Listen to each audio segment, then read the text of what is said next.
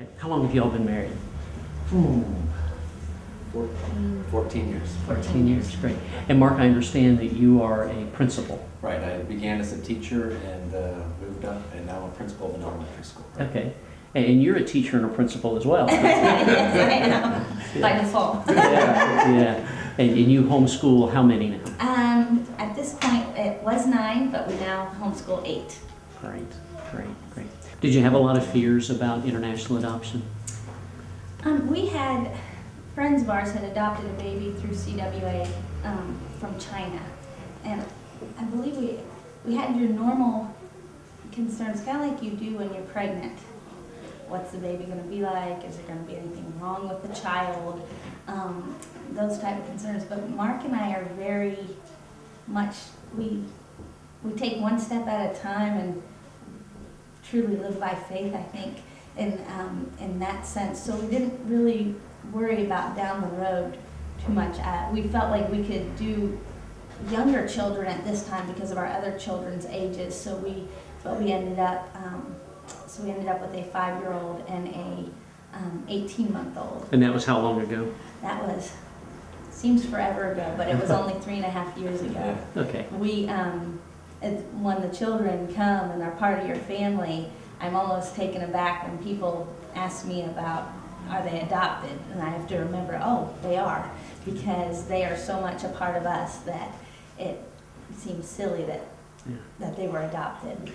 Now, you mentioned that you chose CWA. Yes. Because a friend in your church had a good experience there, yes, I suppose.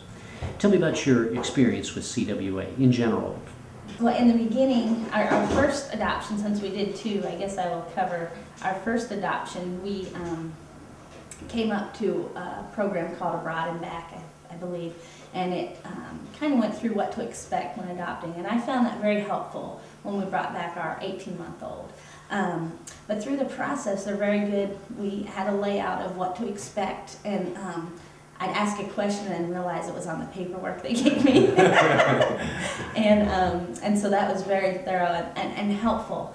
They also directed us to some people who had been through the process, and we were able, or I was able, to communicate with other mothers that were waiting for their children, that were in different stages, and so we'd be able to kind of anticipate when maybe our court date would come up, and I found that helpful as well. We had our case manager. We were the 4th family through the Ethiopian program, and the first time around, and they had told us ahead of time that they didn't know what this was going to be like, because they were new at it as well in this country, but we felt like everything went smoothly.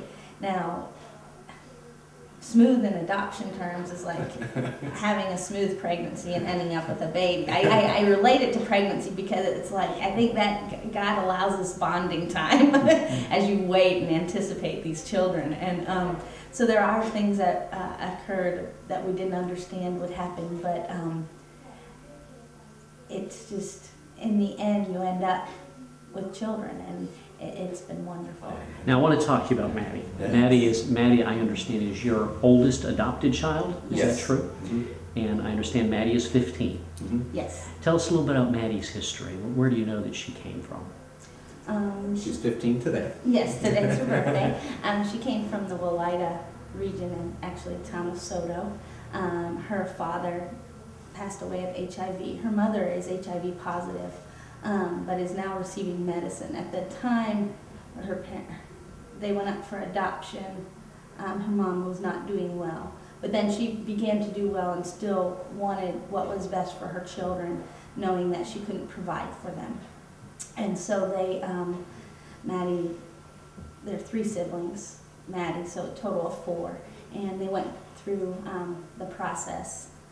And Maddie came to know Christ then at the capital city when she was waiting our arrival. And as Mark said, we were sitting there going, why does the court keep messing up names?